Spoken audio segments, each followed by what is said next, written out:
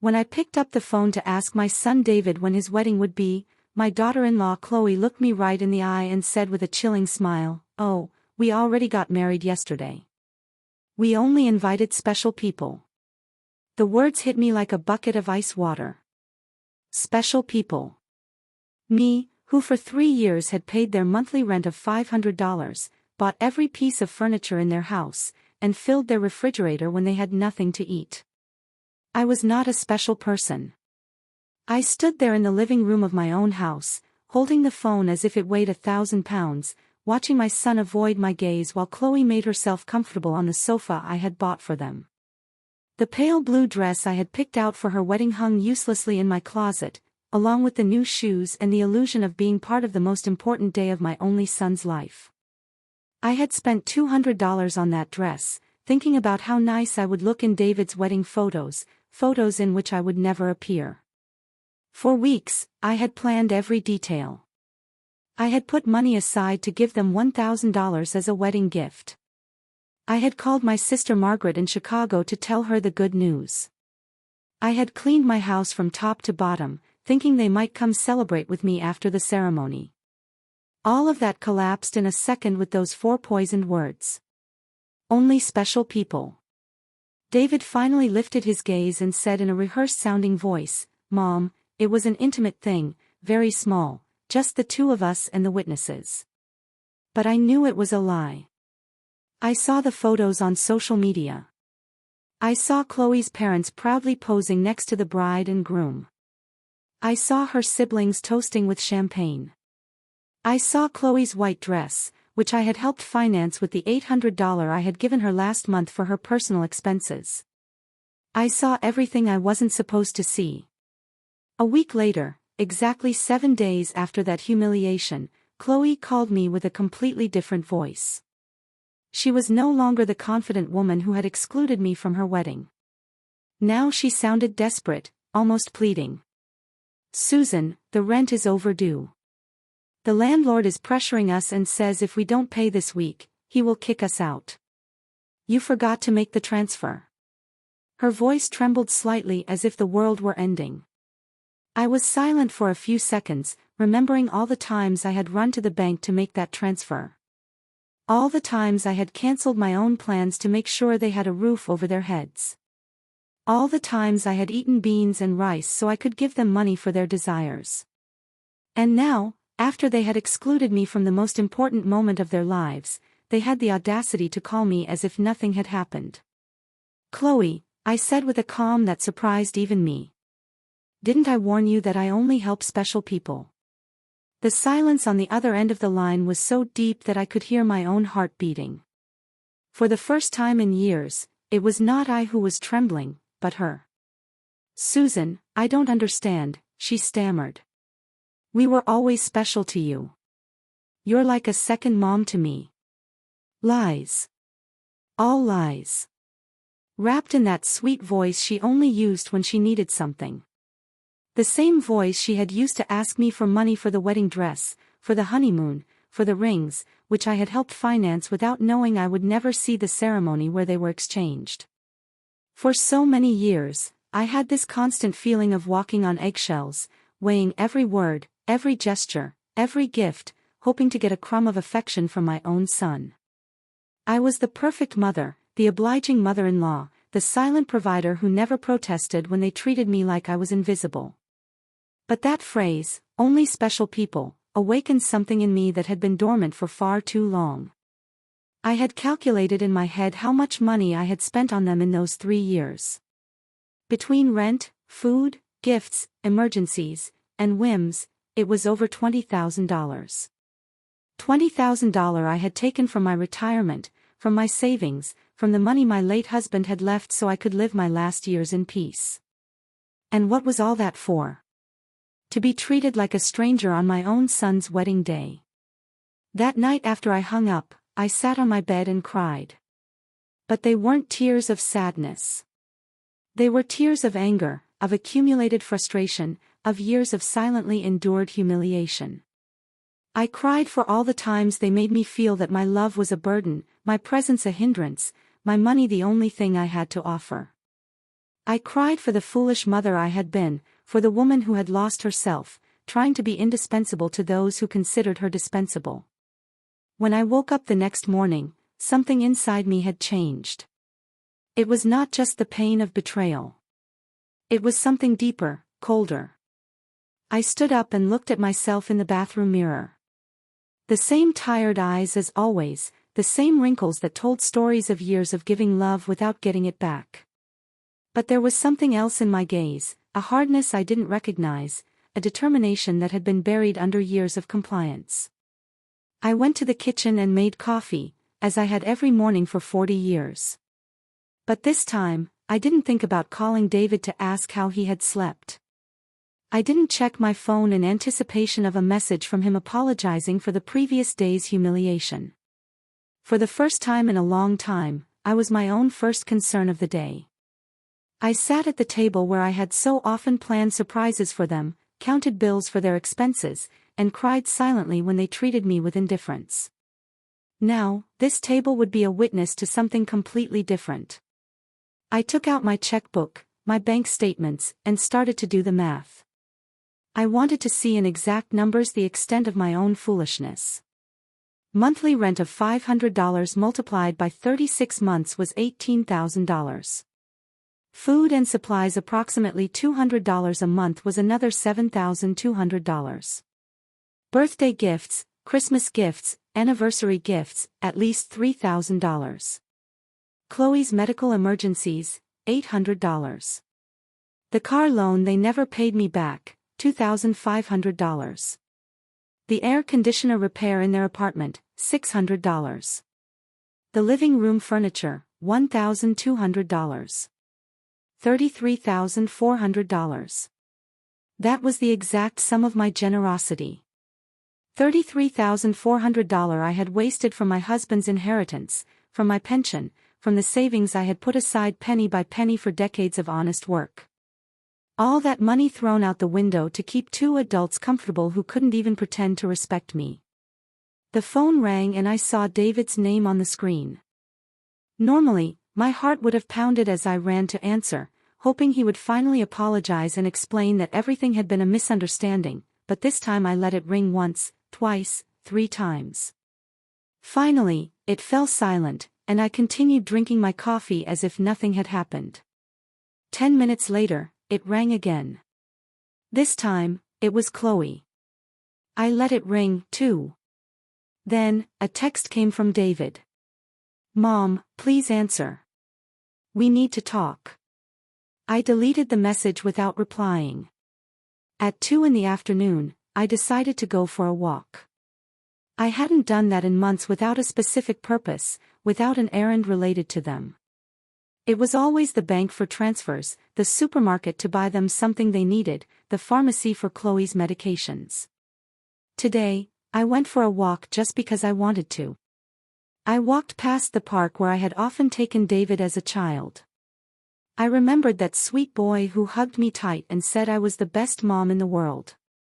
When had he become this man who treated me like an ATM with feelings? When did I start confusing love with money? When did I start to believe I had to buy my own son's affection? At the bank, where I had so often made automatic transfers, I stopped in front of the door.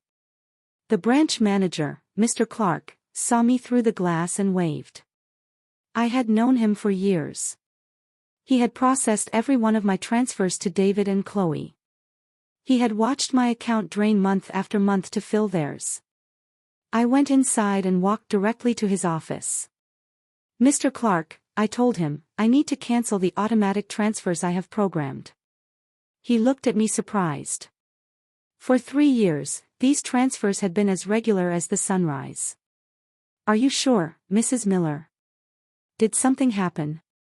His concern was genuine, more genuine than any interest David had shown in me in recent months. "What happened is that I finally opened my eyes," I replied. "I want to cancel everything and I also want information on how to protect my accounts. I don't want anyone else to have access to my money." While Mr. Clark processed the cancellations, my phone didn't stop ringing. David, Chloe, David again. It was as if they had developed radar to detect when their source of income was in danger. I turned the phone off completely. "Mrs. Miller," Mr. Clark said as he handed me the papers. "I apologize for intruding, but in all these years, I have seen you be very generous with your family. I hope you are not being pressured to make these changes."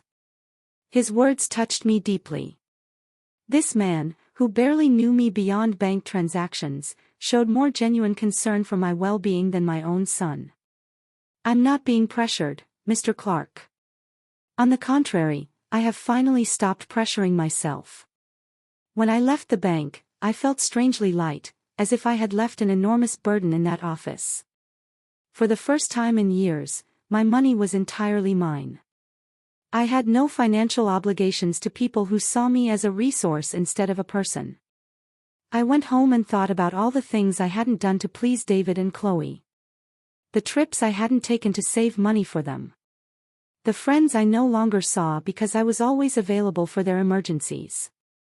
The hobbies I had given up because every dollar I spent on myself was $1 less for their needs. When I got home, I found 3 cars parked in front of my door. David's, Chloe's, and one I didn't recognize. I could see movement inside my house through the windows.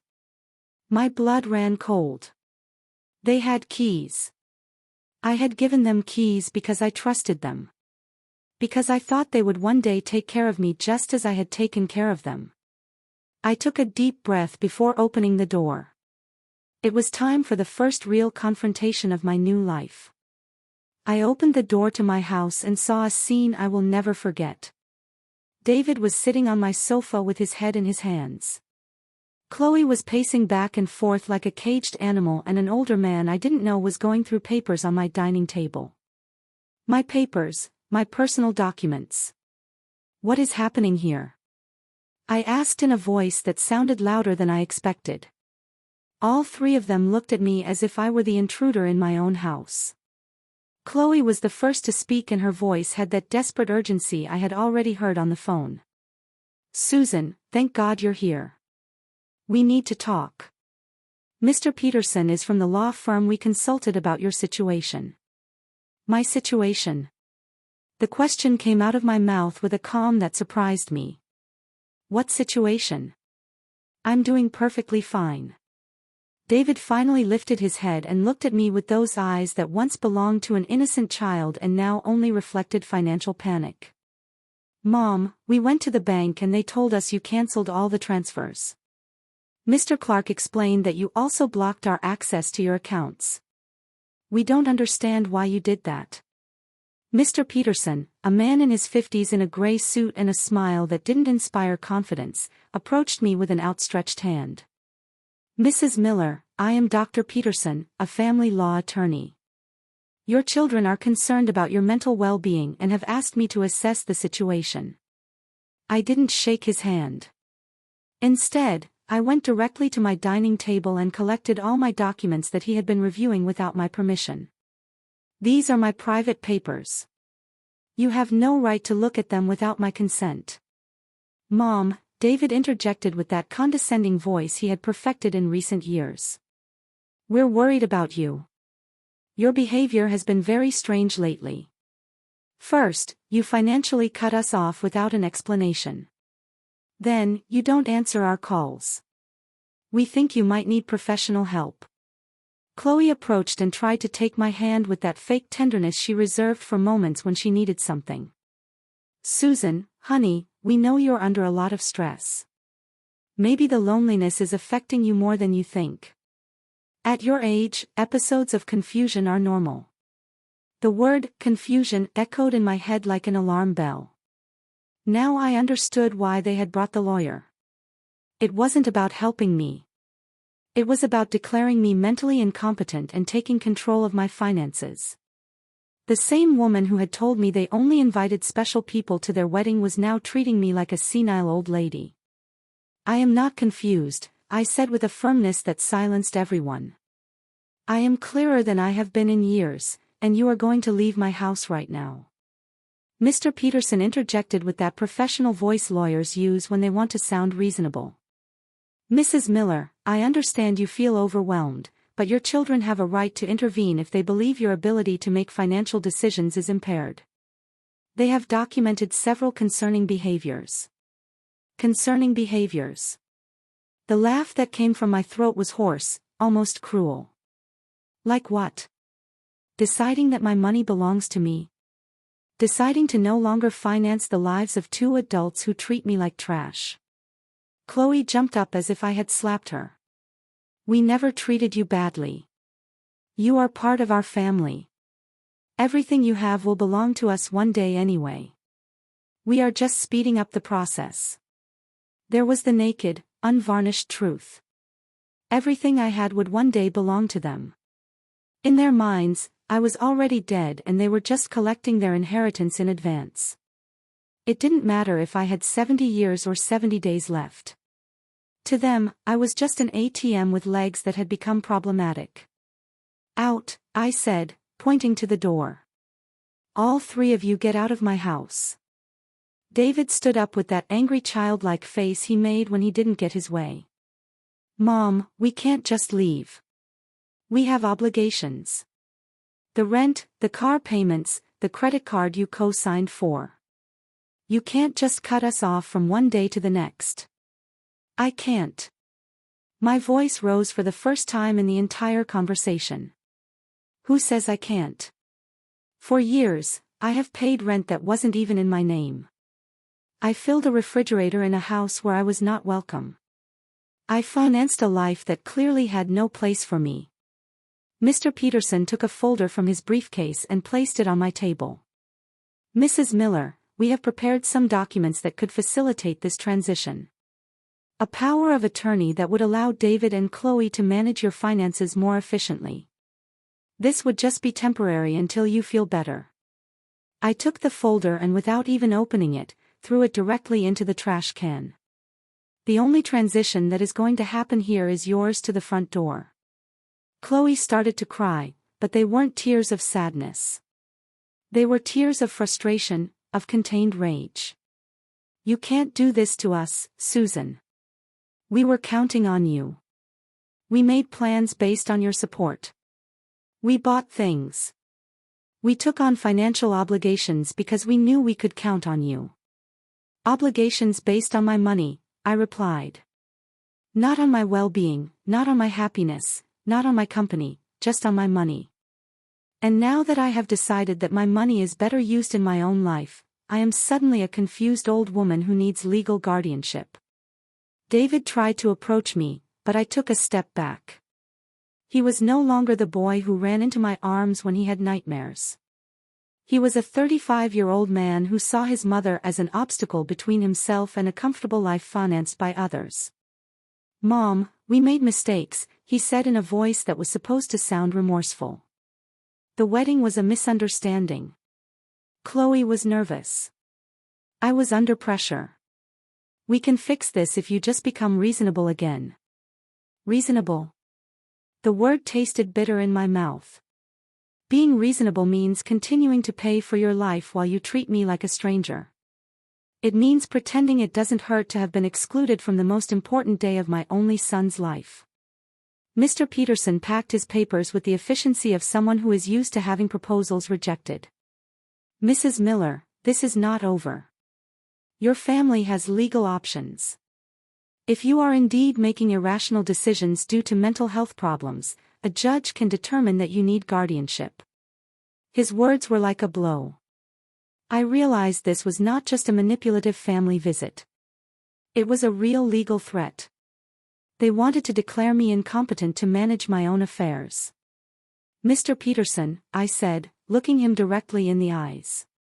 I suggest you do your research thoroughly before you threaten a 71-year-old woman who has managed her finances flawlessly for 40 years, who raised her son alone after the death of her husband, who ran a household and worked honorably until retirement, and who until last week financially supported two completely capable adults. Chloe stopped crying and looked at me with a coldness that finally showed her true face. This won't stay like this, Susan. We have rights and lawyers, too. Perfect, I replied.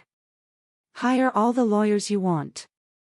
With your own money, of course, because mine is no longer available to finance your legal tantrums. The three of them walked to the door with the wounded dignity of people who are not used to being told no. Before he went out, David turned to me one last time. "Mom, this is going to end very badly for you. You're going to end up alone with no one to take care of you when you really need it." "David," I said with deep sadness, but also with crystalline clarity. "I am already alone. The difference is that now it's by my own choice, not by your neglect."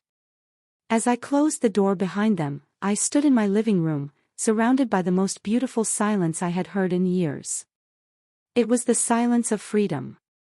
That night, I couldn't sleep, but not out of sadness or regret, but out of adrenaline from having reclaimed control of my own life.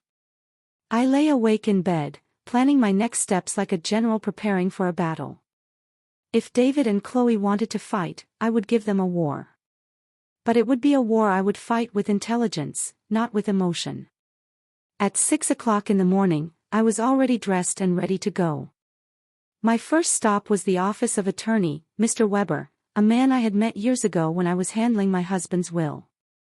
Unlike Mr. Peterson, whom David and Chloe had brought, Mr. Weber had an impeccable reputation and specialized in protecting the rights of the elderly. "Mrs. Miller," he told me as I explained the situation, "what your children tried to do yesterday is more common than you think. It's called elder financial abuse, and it's a federal crime. The fact that they entered your house without permission and reviewed your private documents also constitutes a violation." His words both calmed and worried me. They calmed me because they confirmed I wasn't crazy, that what had happened was truly abusive. They worried me because I realized the situation was more serious than I had thought. "We have to document everything," Mr. Weber continued. "Every transfer, every gift, every time they pressured you for money. We will also change your will to protect your assets from future manipulation attempts." We spent 3 hours reviewing my financial records. Mr. Weber whistled when he saw the total sum, $33,400 in 3 years. "Mrs. Miller, with this money, you could have lived comfortably, traveled, and enjoyed your retirement. Instead, you completely financed the lives of 2 adults who didn't even respect you enough to invite you to their wedding." When I left Mr. Weber's office, I had a complete plan. First, I would change all the locks on my house.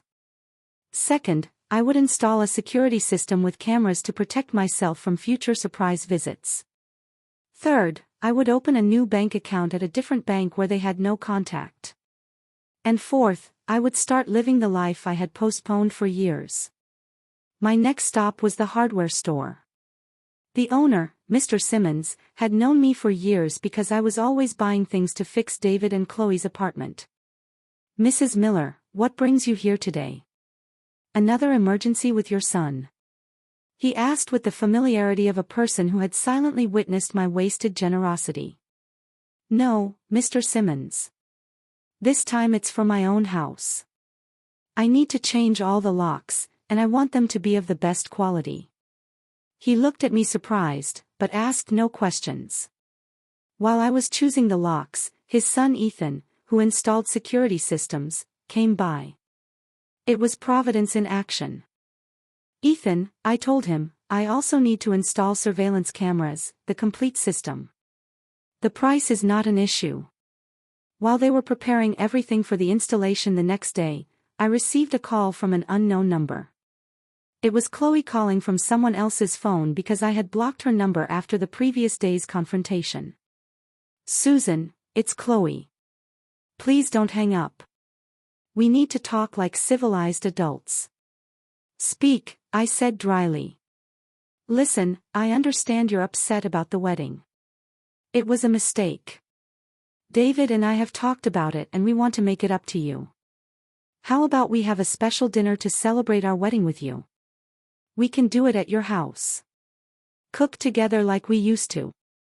The manipulation in her words was so obvious that I almost had to laugh.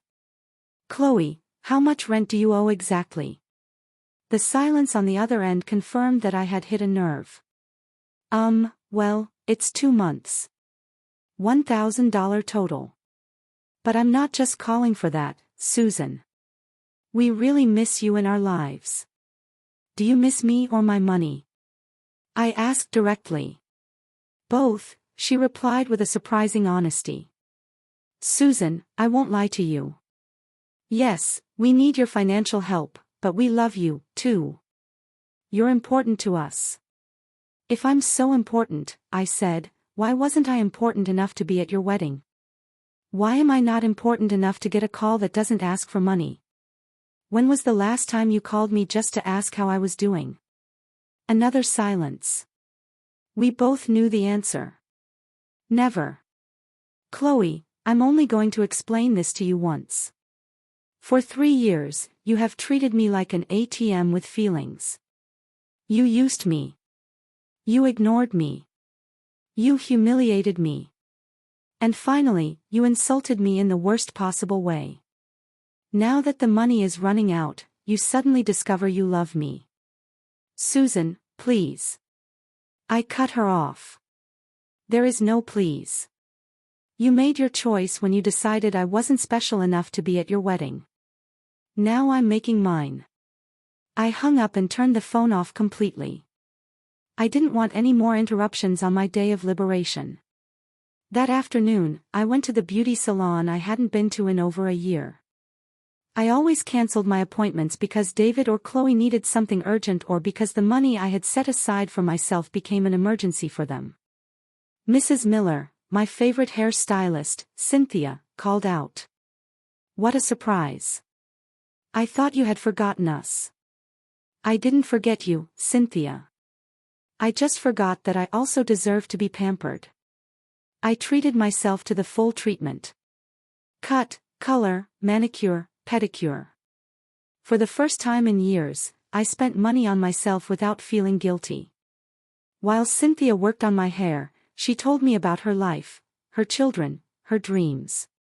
It was refreshing to have a conversation that didn't revolve around David and Chloe's needs. You look beautiful, Mrs. Miller, she said when she was done. But more than that, you look free. Did something good happen? Yes, Cynthia. I finally learned to say no. When I got home that afternoon, there was a car in front of my door that I didn't recognize. My heart raced for a moment, thinking David and Chloe might have come back with reinforcements, but as I got closer, I saw an older woman sitting on the steps of my porch. Mrs. Miller, she asked as I got out of the car. Yes, that's me. Can I help you? I'm Eleanor Brooks. I live next door. We've been neighbors for years, but we've never had a chance to talk. Yesterday, I heard very loud voices in your house, and I got worried. Is everything okay? Her sincere concern touched me deeply. Here was a stranger who showed more interest in my well-being than my own son. Come in, Mrs. Brooks. I'll make you a coffee, and I'll tell you a story you won't believe. While I was making coffee, I told her the whole situation. Eleanor listened without interrupting, nodding occasionally. And when I finished my story, her eyes were filled with tears. Mrs. Miller, she said, you did the right thing. I went through something similar with my daughter 5 years ago. I also thought it was my duty to finance her adult life. I also believed they wouldn't love me if I didn't give them money. What happened? I cut off the money when I realized they only called me when they needed something. At first it was terrible. They threatened me, emotionally blackmailed me, tried to make me feel guilty. But after 6 months, my daughter called to genuinely apologize. Now we have a real relationship based on love, not on money. Her words gave me hope and confirmed that I had made the right decision. Do you think David and Chloe will understand one day? Maybe yes, maybe no, she answered honestly. But that's no longer your responsibility, Mrs. Miller. Your responsibility now is to live your own life. That night, for the first time in 3 years, I went to bed without worrying about whether David and Chloe had money for rent, for food, for their whims. I went to bed thinking about myself, my plans, my future, and I slept better than I had in years.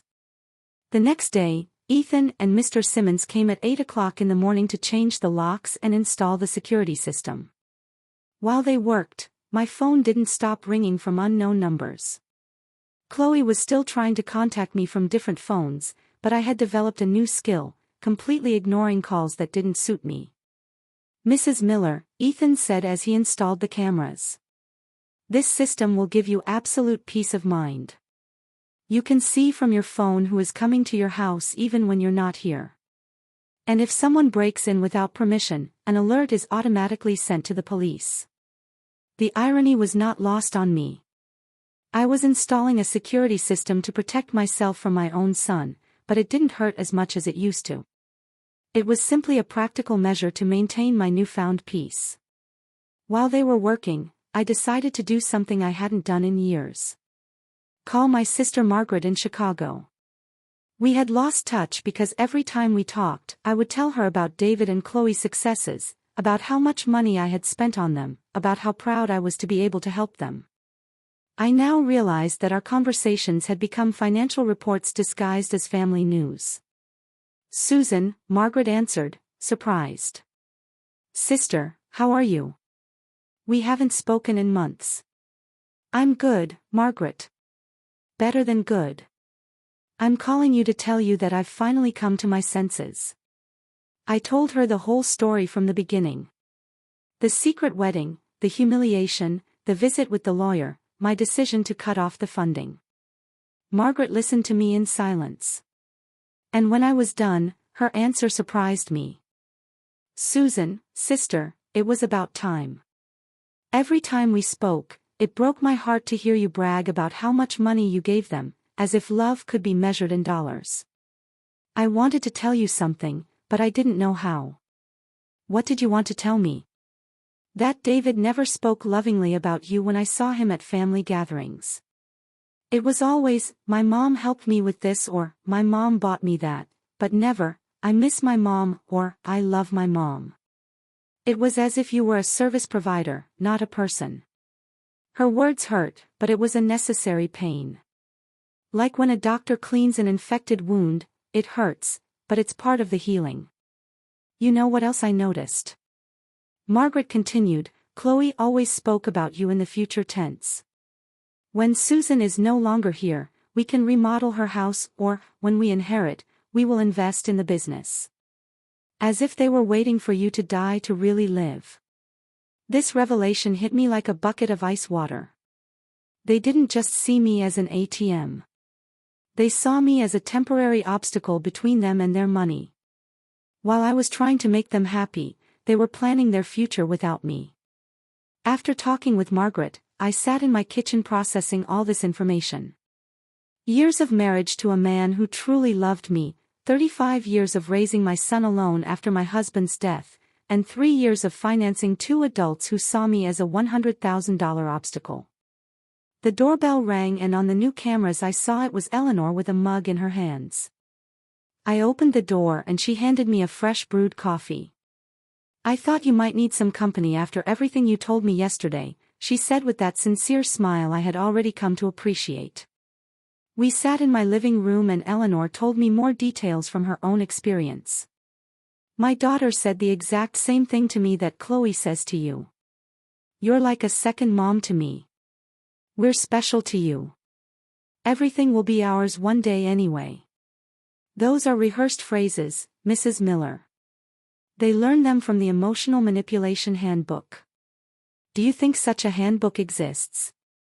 I asked half-jokingly.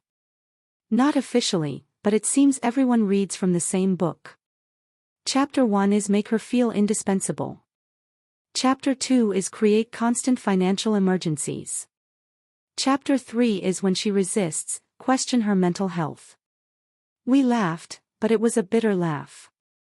It was both funny and tragic to recognize such predictable patterns in our own children's behavior. "Did you ever feel guilty for cutting off the money?" I asked Eleanor. "Every single day for the first 3 months," she answered honestly. "But then I started to see the results.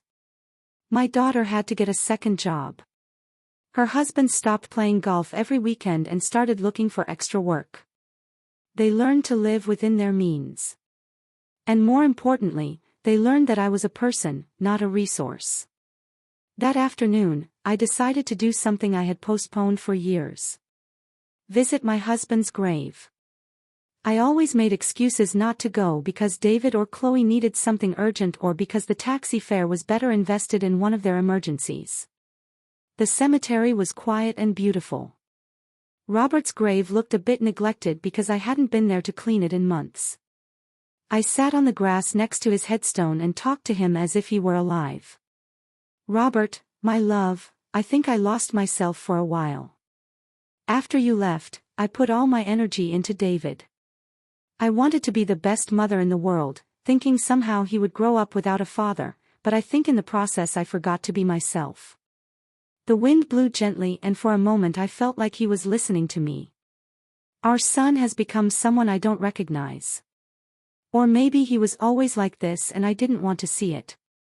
His wife is, well, you know how she is. The money you left for me to live peacefully, I spent it taking care of them. But not anymore, my love. I have learned. I cleaned his grave, replaced the withered flowers with new ones, and stayed there for another hour, simply enjoying the peace. For the first time in years, I was not in a hurry to get home to solve a crisis for David and Chloe. When I got home, there were 3 cars parked in front of my door again. My heart raced, but this time, I was prepared. The cameras showed me that it was David, Chloe, and 2 other people I didn't recognize. Everyone seemed agitated, talking to each other and pointing at my house. I didn't get out of the car. Instead, I called Mr. Weber, my lawyer. Mr. Weber, they are at my house again. This time, they've brought more people. What should I do? Don't get out of the car, Mrs. Miller. I'll be there right away, and I'll call the police. After our conversation yesterday, I requested a temporary restraining order. They are not allowed to be on your property. Minutes later, Mr. Weber and 2 police patrol cars arrived. I watched the officers talk to David and Chloe. Saw my son gesticulate angrily. Saw Chloe crying again, but this time her tears did not move me. One of the officers approached my car. "Ma'am, you can get out safely. Your visitors are going to leave immediately." As I got out of the car, David shouted at me from the street. "Mom, this is ridiculous. We're your family. You can't call the police on your own son." "David," I replied with a calm that surprised even me. "Family doesn't threaten lawsuits for mental incompetence. Family doesn't break into people's homes without permission. Family doesn't treat their mothers like ATMs." Chloe screamed from across the street. "You're going to pay us everything you owe us. We have bills you co-signed for. You can't just abandon us like this." Mr. Weber interjected. "Mrs. Miller, any future communication must be through my office, and I suggest you consult with an attorney before making collection threats because my client has full documentation of all the payments she voluntarily made for 3 years." I watched them drive away in their cars, defeated, but not giving up. I knew this wasn't over, but for the first time in this situation, I felt confident. I had professional help. I had emotional support from Eleanor. And more importantly, I had mental clarity about what was right and what was wrong.